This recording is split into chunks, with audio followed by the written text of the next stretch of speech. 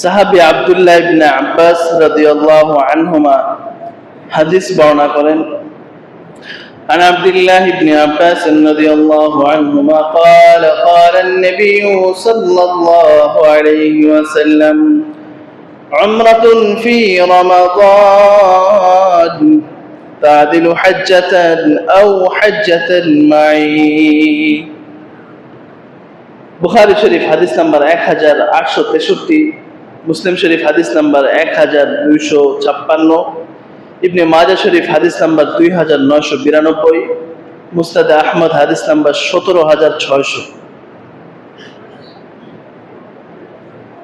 সাহাবী আব্দুল্লাহ ইবনে আব্বাস রাদিয়াল্লাহু আনহুমা রাহমাতুল লিল আলামিন সাল্লাল্লাহু আলাইহি ওয়াসাল্লাম থেকে হাদিসটি বর্ণনা করেন, উমরাতুন ফি রমাদান তা'দিলু হাজ্জাতান আও হাজ্জাতান মাই।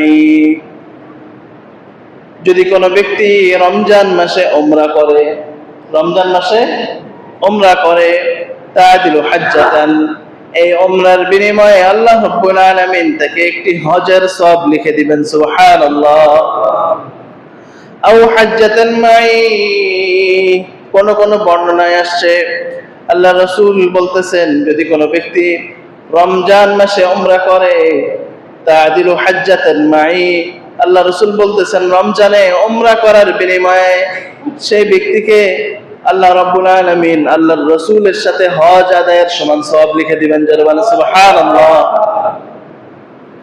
এইজন্য রমজানে উমরার চাহিদাটা বেড়ে যায়, রমজান মাসে উমরার প্যাকেজের দামটাও একটু বেড়ে যায়, যেহেতু রমজানে উমরার ফজিলত বেশি।